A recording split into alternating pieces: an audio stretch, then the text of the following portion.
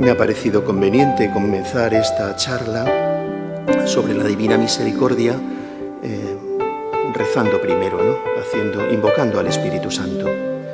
Como no hay respuesta porque es una charla solo dada por medios digitales, haré yo la oración completa.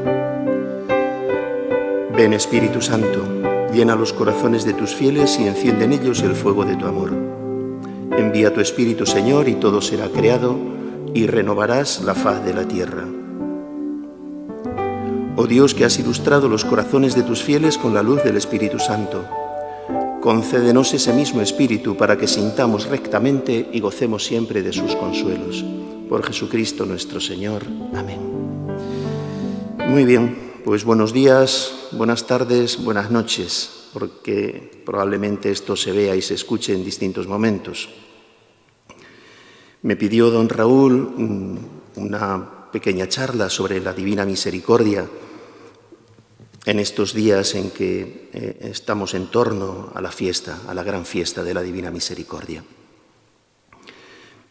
Procuraré tratar en el tiempo de que dispongo 4 puntos. El primero, sobre el origen, de dónde arranca esto, para quien no lo conozca.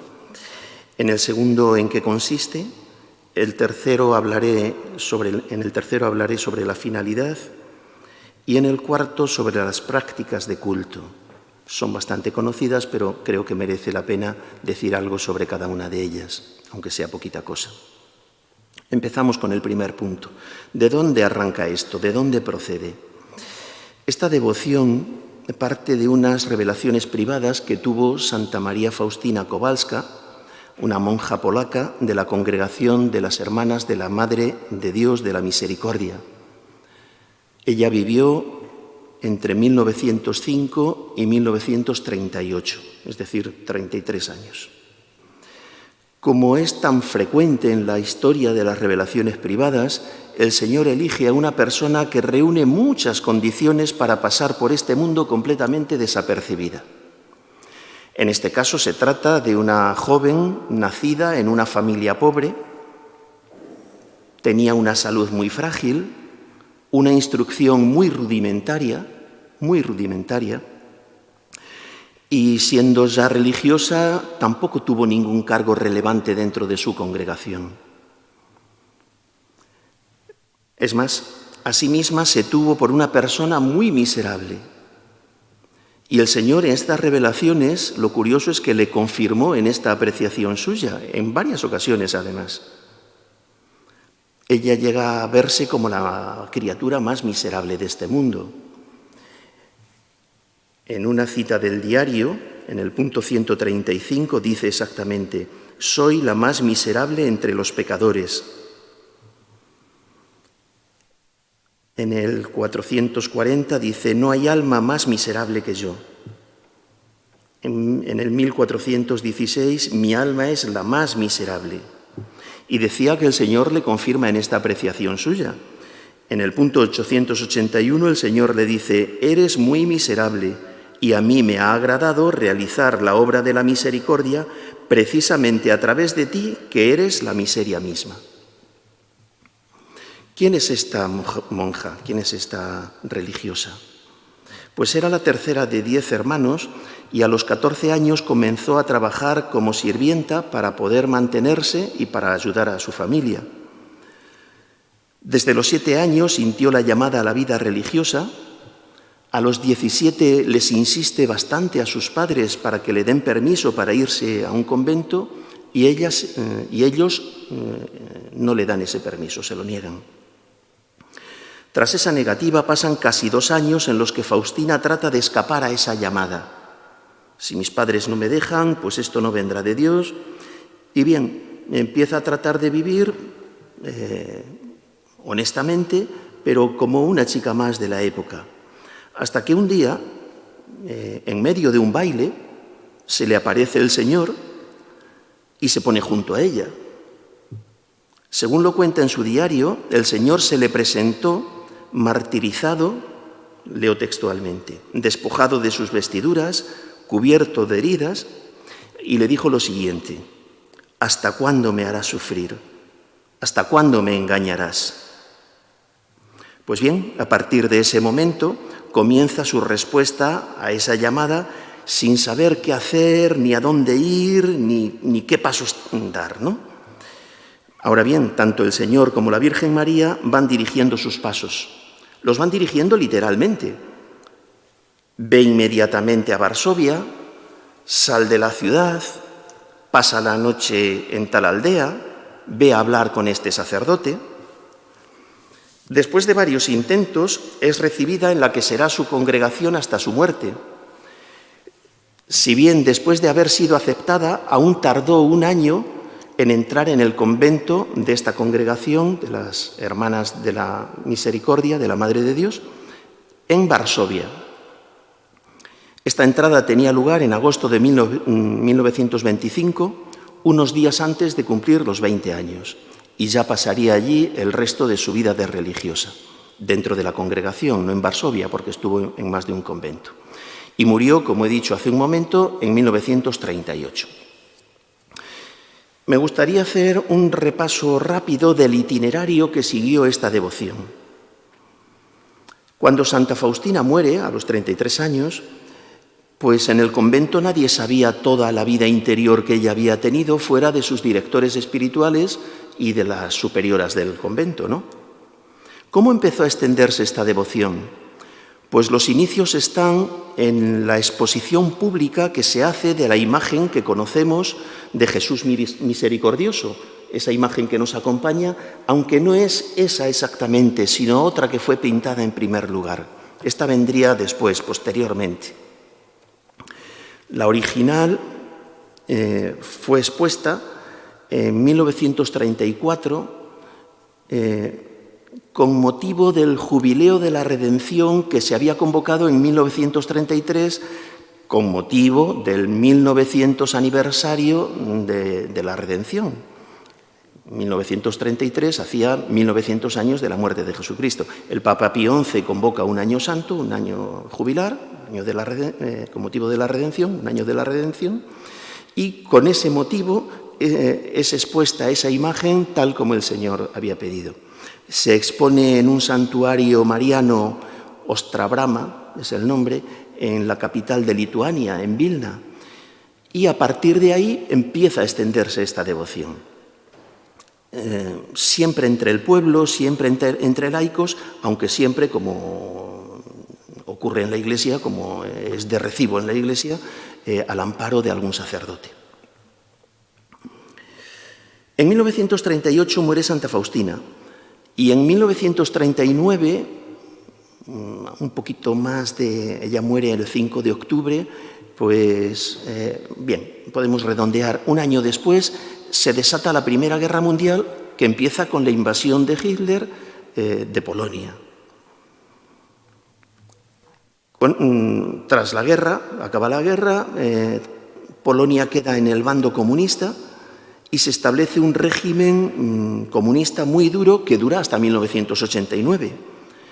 Durante este tiempo, aunque Polonia es un país católico, pues la Iglesia vive con las manos muy atadas, muy vigilada, ¿no? Claro, así es imposible poner en marcha un nuevo movimiento espiritual de ningún tipo, ni este de la Divina Misericordia, ni ningún otro. Pues no es poco mantener lo que hay y poder ir saliendo como medianamente se pueda, ¿no? Estando Polonia en plena dictadura comunista, ocurre algo que va a ser decisivo en la historia de la devoción a la Divina Misericordia. Es la convocatoria del Concilio Vaticano II. El Concilio Vaticano II se convoca, creo recordar, hablo de memoria, en 1959 y no comienzan las sesiones hasta 1962.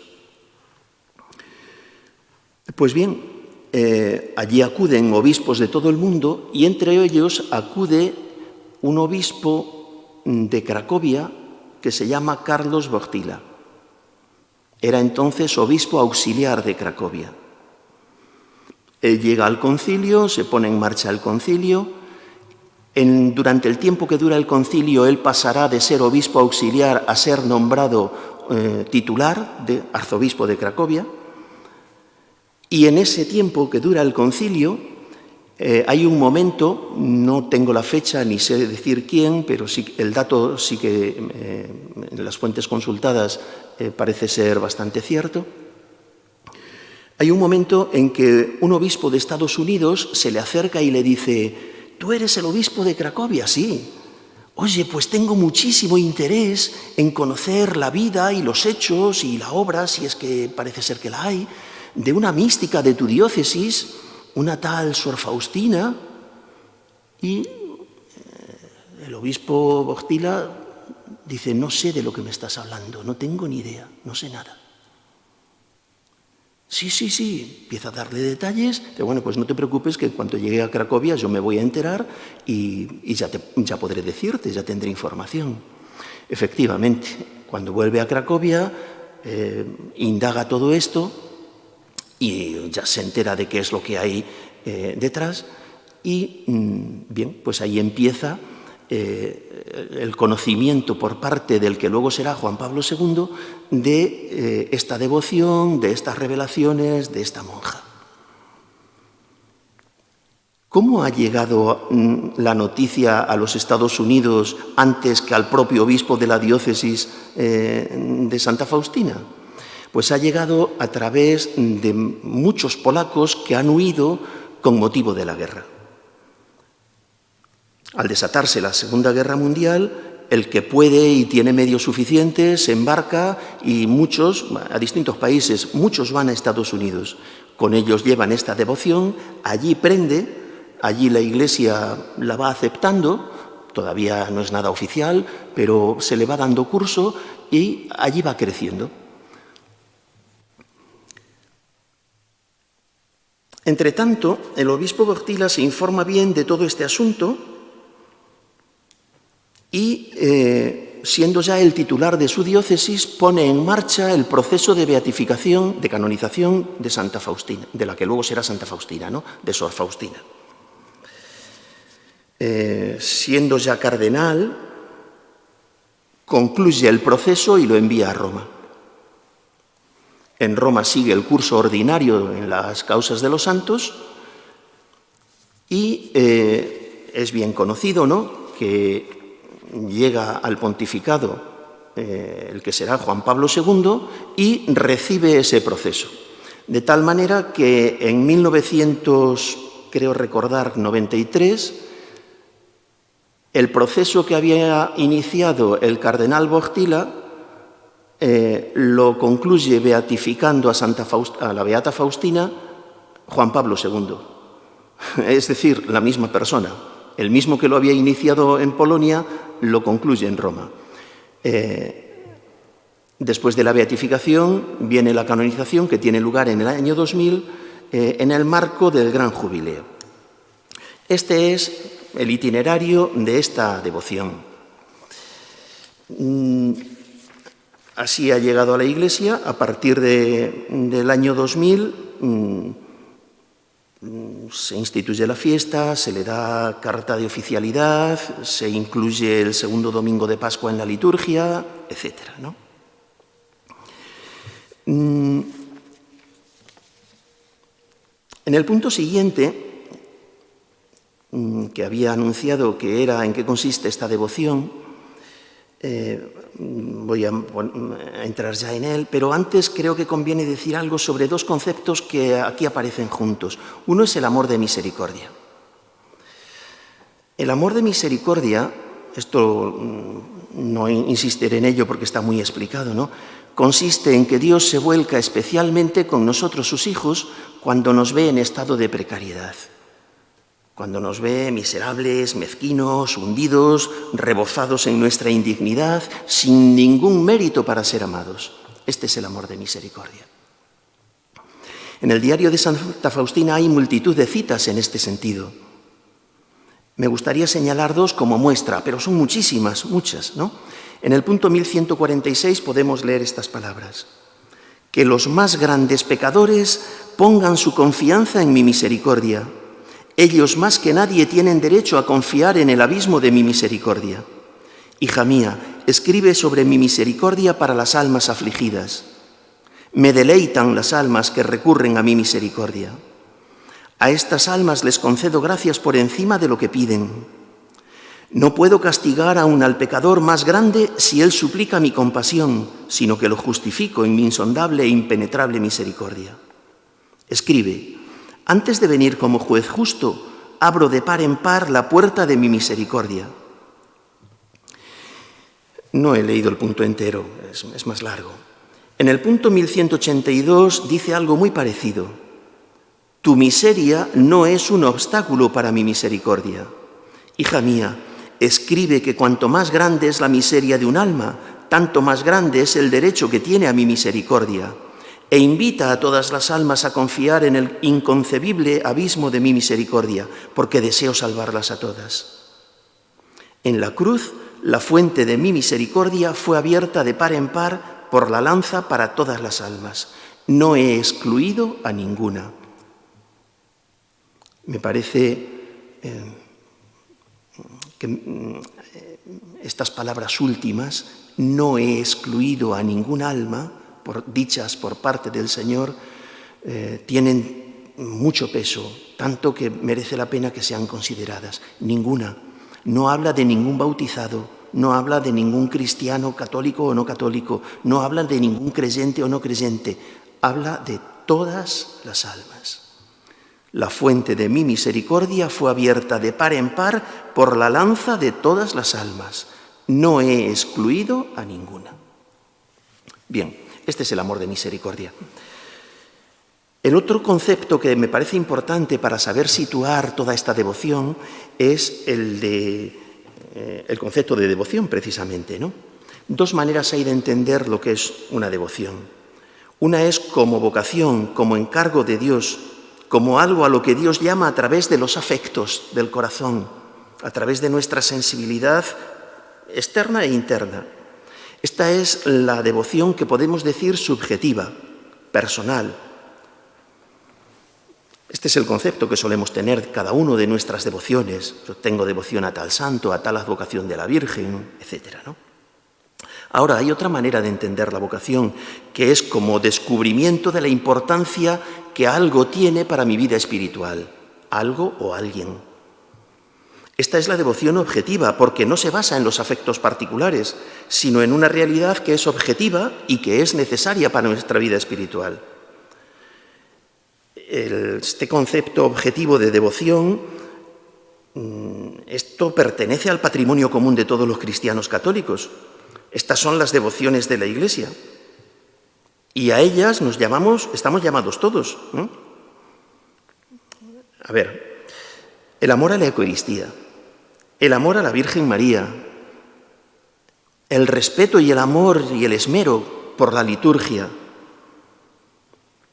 el respeto y la obediencia al Papa, el amor al Papa, el amor a la Iglesia, a la oración personal, a la práctica de los sacramentos, esto pertenece a todo fiel bautizado, a todo cristiano católico, por lo que he dicho del Papa, que a algunos quizá no católicos lo del Papa les rechine un poco.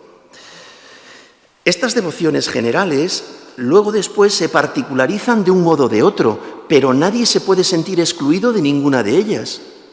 Y si alguien se siente excluido, por ejemplo, del amor a la Eucaristía, que revise su fe. Esto tiene peso.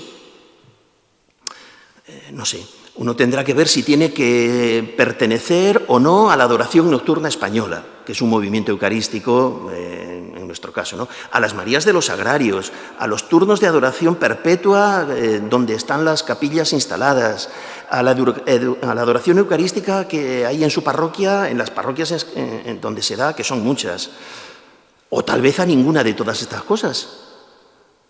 Ahora, no puede prescindir de la devoción objetiva a la Eucaristía.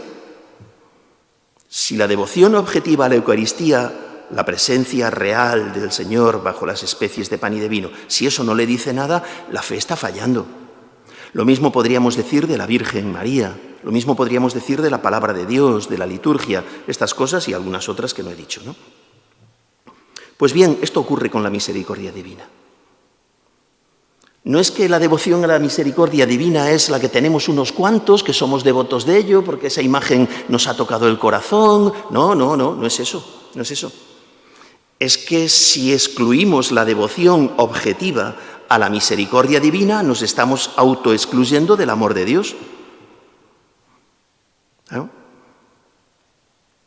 Sin acudir a la misericordia divina no nos salvaremos. Esto se puede decir de manera categórica. Lo digo mejor, es que es la misericordia divina nuestra única tabla de salvación.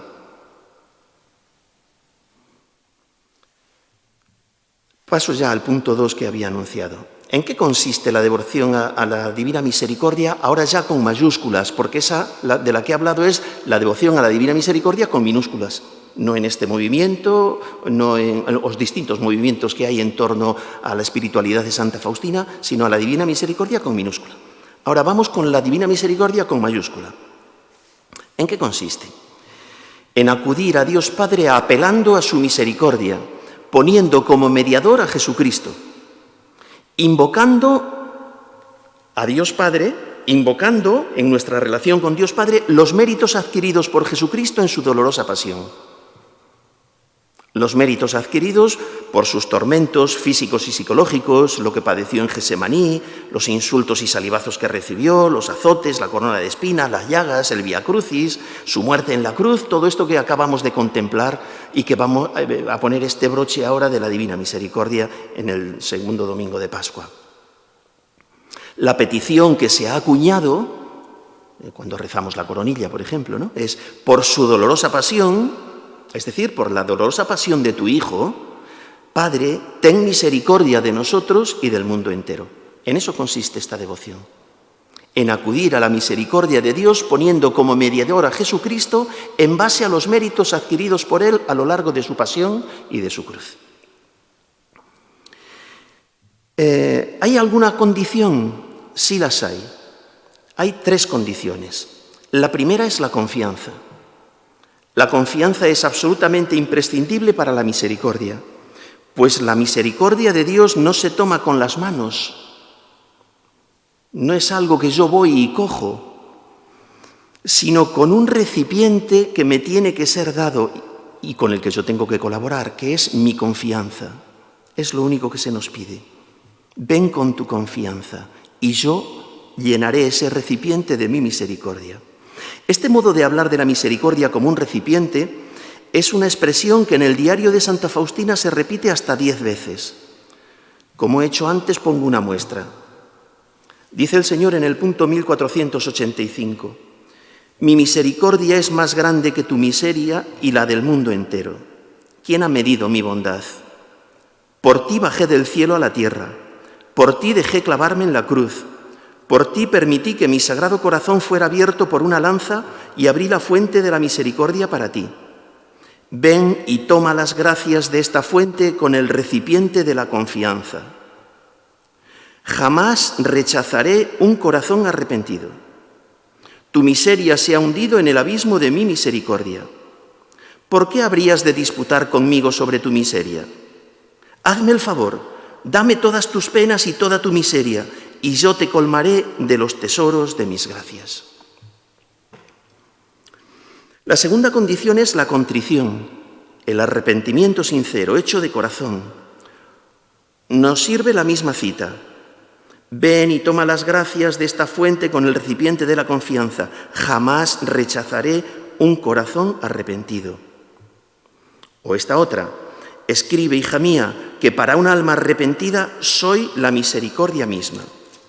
La más grande miseria de un alma no enciende mi ira, sino que mi corazón siente una gran misericordia por ella.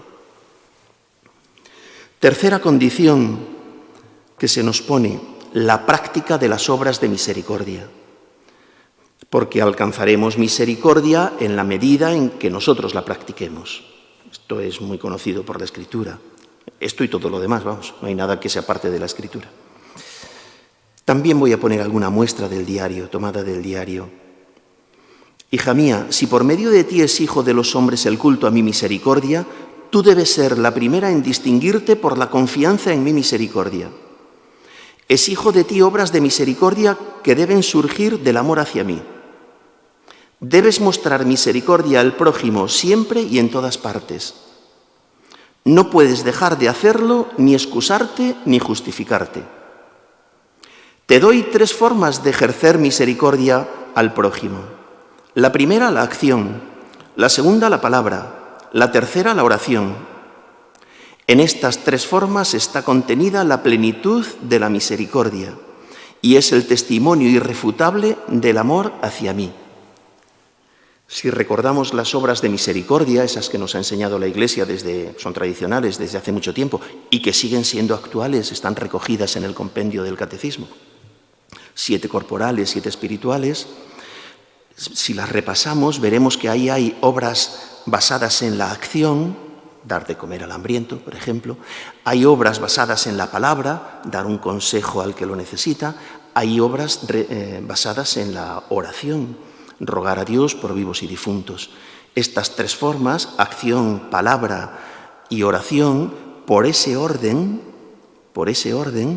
son las que el Señor le dice a Santa Faustina que no puede dejar de hacer. No que haga las 3, que haga las 3 siempre que pueda, pero al menos una de ellas.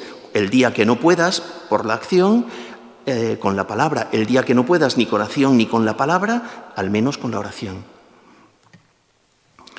Punto 3. Finalidad de esta devoción. En mis apuntes lo he titulado con una pregunta. ¿A qué viene esto ahora? Porque lo que estoy diciendo, el mensaje de la misericordia de Dios, es tan antiguo como nuestra fe. Esto no es nada nuevo. Como nuestra fe cristiana y como la fe judía, que son nuestros hermanos mayores. La primera vez que Dios habla de sí mismo, lo hace, siguiendo la Escritura, lo hace en el libro del Éxodo. Lo primero que hace es revelar su nombre a Moisés, allí en la zarza. Y la segunda vez que revela algo sobre sí mismo es un poquito antes de dar las tablas de la ley a Moisés. Moisés le pide ver su rostro y el Señor le dice, no puedes ver mi rostro. Métete en una grieta en la roca, yo pasaré delante de ti y tápate el rostro, porque el rostro no me lo puedes ver. ¿Qué dice Dios cuando pasa? Cuando Moisés está allí tembloroso, metido en la roca, ¿qué le dice? Pues el Señor dice de sí mismo, Yahvé, Yahvé, Dios clemente y misericordioso, lento a la ira y rico en clemencia. Eso está, creo recordar que es en el capítulo 34 del Éxodo. A partir de ahí, el mensaje de la misericordia se va revelando cada vez con más intensidad, cada vez con más fuerza, cada vez se va haciendo más intenso hasta que llega Jesucristo, donde se nos da la plenitud de la misericordia. Jesucristo es la plenitud de la misericordia del Padre. Él nos da la revelación completa sobre la misericordia. Ya no necesitamos más. Pues bien, la pregunta se cae sola. ¿A qué viene esto ahora? ¿No está ya dado? ¿No lo ha venido explicando la Iglesia a lo largo de 2000 años, de 1900 años, cuando aparecen estas revelaciones? La propia Santa Faustina se lo dice y así está recogido en el diario. Me dicen, cuando ella empieza a dar noticia a sus confesores de lo que le está ocurriendo, me dicen que ya existe una fiesta de la misericordia y que ya sabemos todo lo de la misericordia. Y el Señor le dice, sí, pero está olvidada. Y yo quiero que esto vuelva otra vez la Iglesia a poner el foco en ello, en mi misericordia. Quienes, por la edad que tenemos, guardamos memoria de cómo se ha ido extendiendo entre nosotros esta devoción, esta pregunta la hemos oído muchas veces.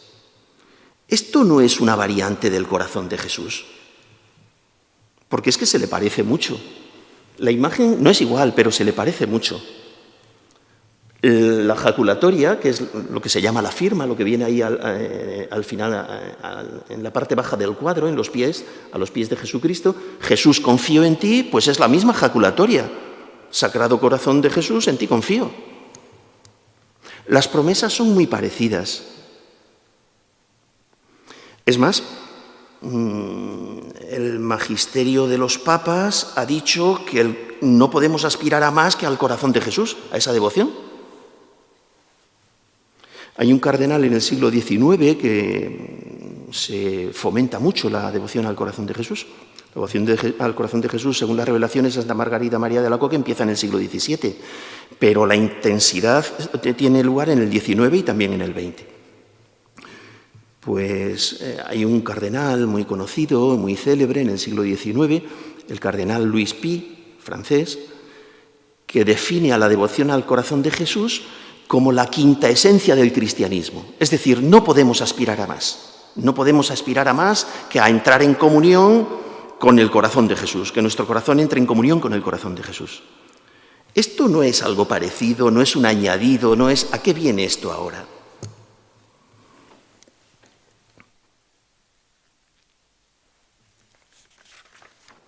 Pues la respuesta la tenemos en el diario, muy concreta, muy concreta. El fin de esta devoción es preparar al mundo para la parusía, para la segunda venida del Señor a la tierra, que ya no será bajo el velo de su carne mortal, como si fuera uno más, pasó por uno de tantos, sino que será en majestad y en gloria.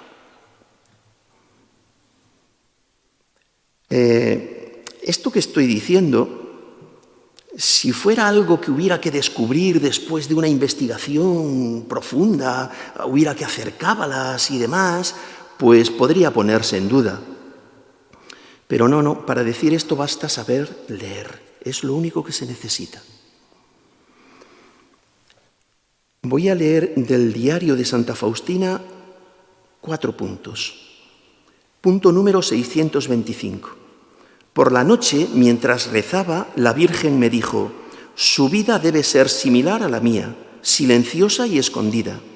Deben unirse continuamente a Dios, rogar por la humanidad y preparar al mundo para la segunda venida de Dios. En el punto número 635 también es la Virgen la que le habla y le dice: oh, cuán agradable es para Dios el alma que sigue fielmente la inspiración de la gracia. Yo di al mundo el Salvador, y tú debes hablar al mundo de su gran misericordia y preparar al mundo para su segunda venida. Él vendrá no como un Salvador misericordioso, sino como un juez justo. Oh, qué terrible es ese día. Establecido está ya, es el día de la justicia, el día de la ira divina. Los ángeles tiemblan ante ese día. Habla a las almas de esta gran misericordia, mientras sea aún el tiempo para conceder la misericordia. Si ahora tú callas, en aquel día tremendo responderás por un gran número de almas.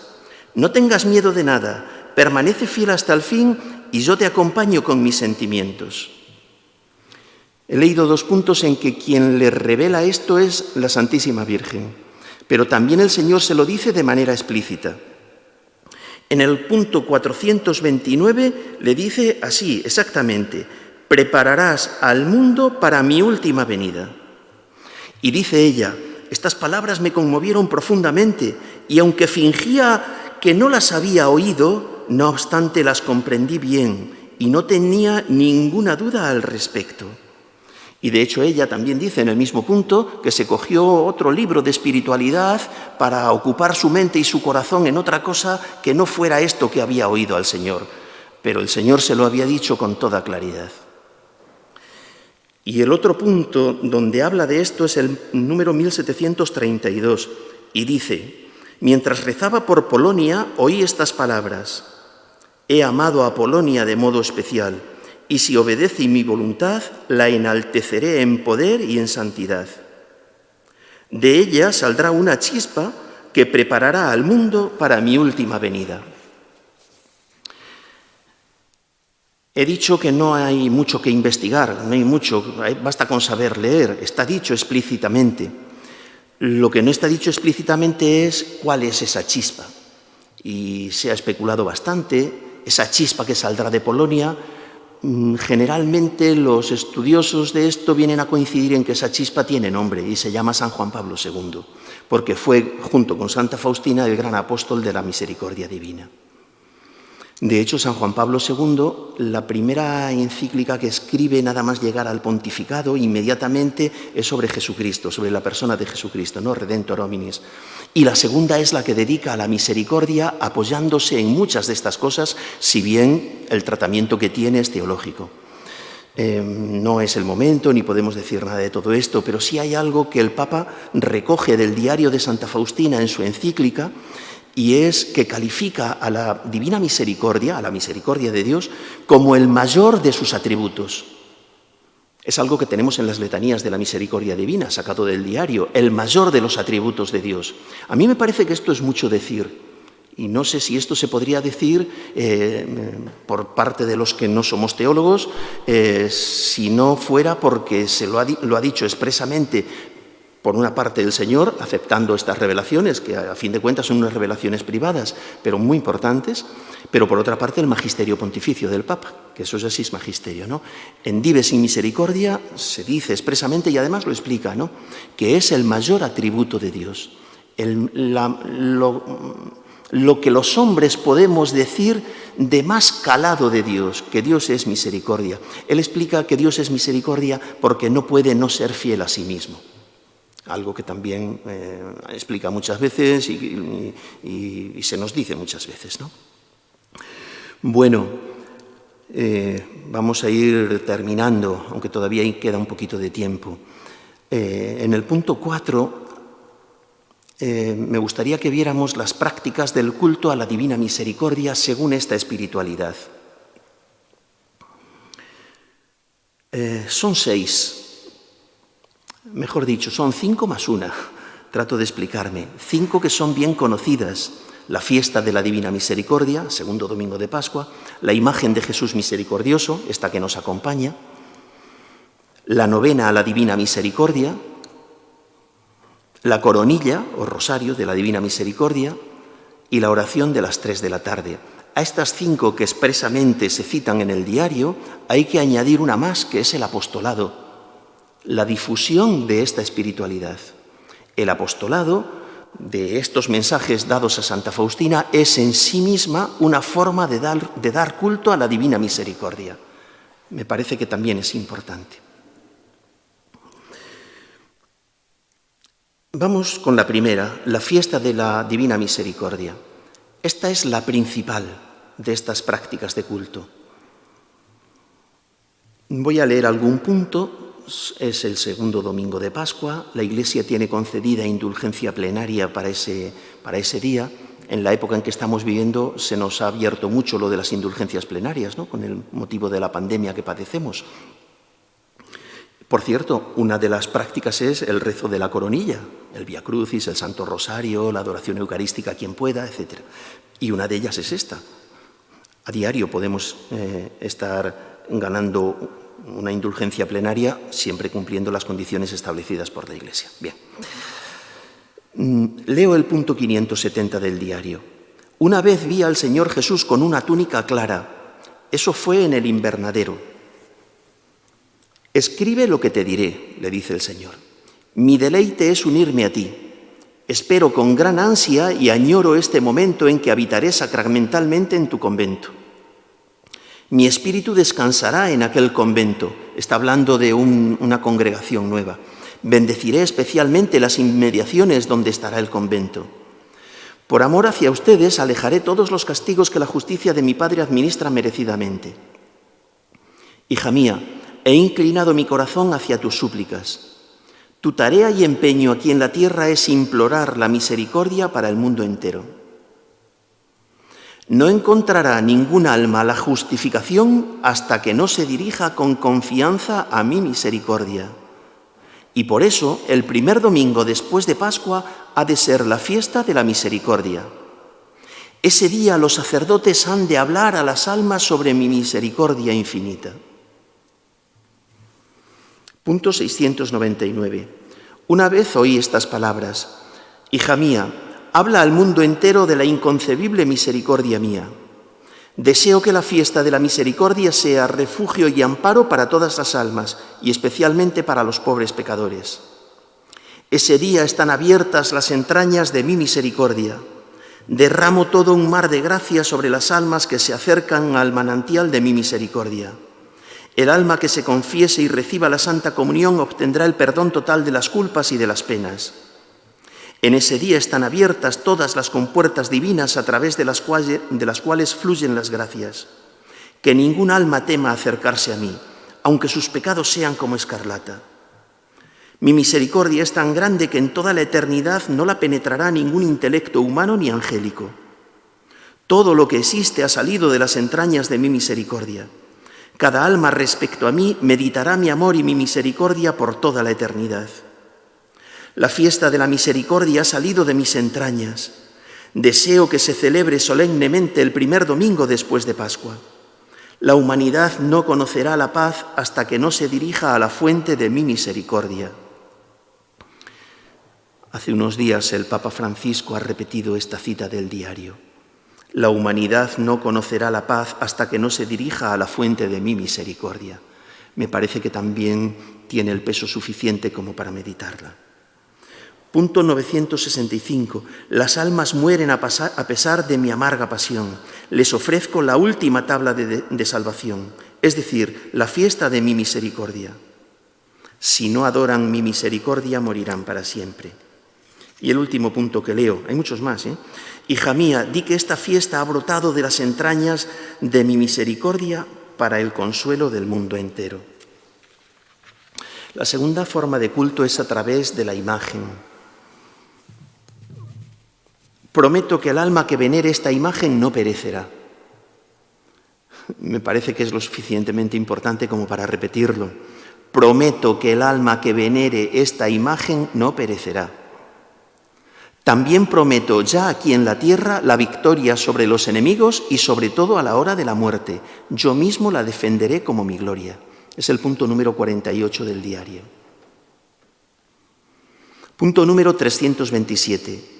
Ofrezco a los hombres un recipiente con el que han de venir a la fuente de la misericordia para recoger gracias.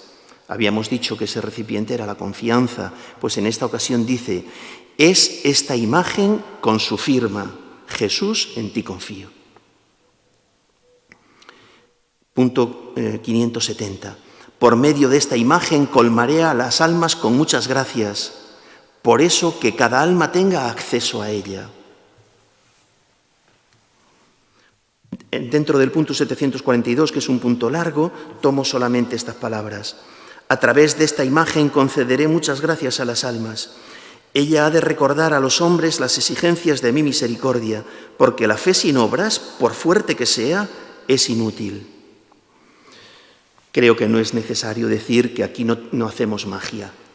No ponemos esta imagen y gracias a ella pues ya está todo hecho. No, así no son los sacramentos, así no es nada en la Iglesia, así no son los sacramentales, así no son las imágenes. Esto va asociado, hay que entenderlo, en todo el contexto de una vida de gracia, de práctica de las obras de misericordia, de sacramentos, de vida comunitaria en la Iglesia, etc. Ahora bien, conviene saber qué es lo que se ha dicho en estas revelaciones sobre esta imagen, pues porque muchas veces, medio la arrinconamos. Algo sobre la novena. Puede hacerse en todo tiempo, pero especialmente desde el Viernes Santo al sábado de la octava de Pascua. Punto 796. Durante este novenario, se refiere al del Viernes Santo hasta el domingo de Pascua, durante este novenario concederé a las almas toda clase de gracias. Punto 1209. Deseo que durante esos 9 días lleves a las almas a la fuente de mi misericordia para que saquen fuerzas, alivio y toda la gracia que necesiten para afrontar las dificultades de la vida y especialmente en la hora de la muerte. Está hablando de la novena y es muy bonito ir viendo cómo cada día el Señor le dice a qué almas tiene que llevar. Desde toda la humanidad, en el primer día, hasta las almas tibias en el último, pasando por las almas del purgatorio en el octavo, por los difusores del culto a la Divina Misericordia en el séptimo, por los hermanos separados, entonces utilizó la palabra herejes, luego la Iglesia lo ha modificado, por los hermanos separados cristianos de otras confesiones en el día quinto, por los religiosas, sacerdotes, a los que llama las almas escogidas de mi viña en el día segundo, etc. Es muy bonito, pero no lo leo entero porque es un poquito largo. Otro punto muy conocido, otra práctica, la coronilla o rosario de la Divina Misericordia. A ver, sobre esta quiero insistir en algo ya desde el principio. Está especialmente recomendada para los agonizantes. Estamos viviendo en una época, en unos días, una temporada, Dios quiera que sea muy corta, en la que tenemos muchos agonizantes cada día. Pues bien, la coronilla de la Divina Misericordia está recomendada especialmente para las almas que agonizan. Lo dijo muchas veces el Señor a Santa Faustina. Voy a leer alguna de estas ocasiones. Punto 687. En una ocasión, mientras iba por el pasillo a la cocina, oí en el alma estas palabras. Reza incesantemente esta coronilla que te he enseñado. Quien quiera que la rece recibirá gran misericordia a la hora de la muerte. Los sacerdotes se la recomendarán a los pecadores como la última tabla de salvación. Hasta el pecador más empedernido, si reza esta coronilla una sola vez, recibirá la gracia de mi misericordia infinita. Deseo que el mundo entero conozca mi misericordia. Deseo conceder gracias inimaginables a las almas que confían en mi misericordia. A las almas que recen esta coronilla, mi misericordia las envolverá en la vida y especialmente a la hora de la muerte. Me he saltado de punto, este es el 754. Uno especialmente importante, el 811. Al entrar en mi soledad oí estas palabras. Defenderé como mi gloria a cada alma que rece esta coronilla en la hora de la muerte o cuando los demás la recen junto al agonizante, quienes obtendrán el mismo perdón. Cuando cerca del agonizante es rezada esta coronilla, se aplaca la ira divina y la insondable misericordia envuelve al alma y se conmueven las entrañas de mi misericordia por la dolorosa pasión de mi Hijo. En el punto 834, Santa Faustina siente que tiene que rezar la coronilla por alguien que está necesitado, aunque no sabe quién es y es a distancia. Esta noche sentí en el alma que alguna persona necesitaba mi oración. Enseguida me puse a rezar. De repente conocí interiormente y sentí al Espíritu que me lo pedía. Recé hasta que me sentí tranquila. La coronilla es una gran ayuda para los agonizantes. A menudo rezo la intención que anteriormente conozco dentro de mí. Siempre rezo hasta el momento de sentir en mi alma que la plegaria ha obtenido su efecto. Se da con relativa frecuencia que le mandan a decir que tal persona ha muerto muy en paz y ella ve que ha coincidido con la hora en que ella sintió esa misma paz tras rezar la coronilla, ¿no? Punto 848. Mientras rezaba la coronilla, de repente oí una voz. «Oh, qué gracias más grandes concederé a las almas que recen esta coronilla. Las entrañas de mi misericordia se enternecen por quienes rezan esta coronilla. Anota estas palabras, hija mía, habla al mundo de mi misericordia para que toda la humanidad conozca la infinita misericordia mía. Es una señal de los últimos tiempos. Después de ella vendrá el día de la justicia. Todavía queda tiempo. Que recurran, pues, a la fuente de mi misericordia, se beneficien de la sangre y del agua que brotó para ellos. Hija mía, anima, punto 1541. Hija mía, anima a las almas a rezar la coronilla que te he dado. A quienes recen esta coronilla me complazco en darles lo que me pidan. Cuando la recen los pecadores empedernidos, colmaré sus almas de paz y la hora de su muerte será feliz. Escríbelo para las almas afligidas. Cuando un alma vea y conozca la gravedad de sus pecados, cuando a los ojos de su alma se descubra todo el abismo de la miseria en la que ha caído, que no desespere, sino que se arroje con confianza en brazos de mi misericordia como un niño en brazos de su Madre amantísima. Me complazco particularmente en el alma que confía en mi bondad. Escribe, cuando recen esta coronilla junto a los moribundos, me pondré entre el Padre y el alma agonizante, no como el juez justo, sino como el Salvador misericordioso. Era lo del mediador, Jesucristo, mediador nuestro entre el Padre por los méritos de su pasión que yo comentaba al principio. Bien, la última de las devociones es la oración de las 3 de la tarde. A ver, la devoción de las 3 de la tarde, la hora de las 3 de la tarde, la hora de nona, la hora en que se nos dice que murió Jesús, en las Escrituras, es otra de las devociones, la última. Para este momento no hay una oración fija. Digo esto porque muchas personas se confunden con esta hora y no saben muy bien qué es exactamente lo que tienen que rezar. Lo que el Señor le pidió a Santa Faustina para esta hora es que meditara su pasión. Es decir, lo mismo que hacemos en el Vía Crucis. Si nos damos cuenta, en el Vía Crucis no tenemos un Vía Crucis oficial, no tenemos una oración oficial de la Iglesia, ¿no? Lo que se nos pide es que meditemos. Y por eso pues, hay tantos Vía Crucis como personas que quieran hacerlo. Quiero decir, redactarlo o componerlo. Lo que la Iglesia nos pide es que meditemos todo el camino de la cruz de Jesús hasta la sepultura. Pues bien, en la hora de la misericordia, a las 3 de la tarde, no tenemos una oración fija que rezar. Podemos rezar la coronilla un cuarto de hora antes, empezarla justo a las 3. Podemos rezar una jaculatoria. Es que las 3 de la tarde nos pueden coger pues en el autobús, fregando los platos, comiendo, echados la siesta porque necesitamos descansar. Nos pueden coger en cualquier momento. Pues bien, a las 3 de la tarde, que el alma se eleve, le pide el Señor a Santa Faustina, que el alma se eleve a Él, contemple, aunque sea, dice, por un solo instante su pasión y que pida lo que quiera, porque están abiertas las entrañas de su misericordia. Termino leyendo este punto. A las 3, ruega por mi misericordia, en especial para los pecadores, y aunque solo sea por un brevísimo momento, sumérgete en mi pasión, especialmente en mi abandono en el momento de mi agonía. Esto es lo que le pide, sumérgete en mi pasión.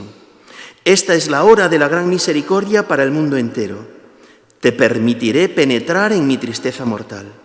En esta hora nada le será negado al alma que lo pida por los méritos de mi pasión. Es el punto 1320. Y con él ponemos fin a esta charla agradeciendo a don Raúl la oportunidad que me da y agradeciendo también pues, a todos los que tengáis oportunidad de oírla para que os acerquéis cuanto más mejor y podáis participar cuanto más mejor de esta misericordia insondable de Dios. Terminamos como hemos empezado, rezando. Invocábamos al Espíritu Santo, ahora basta con la jaculatoria. Jesús, en ti confío.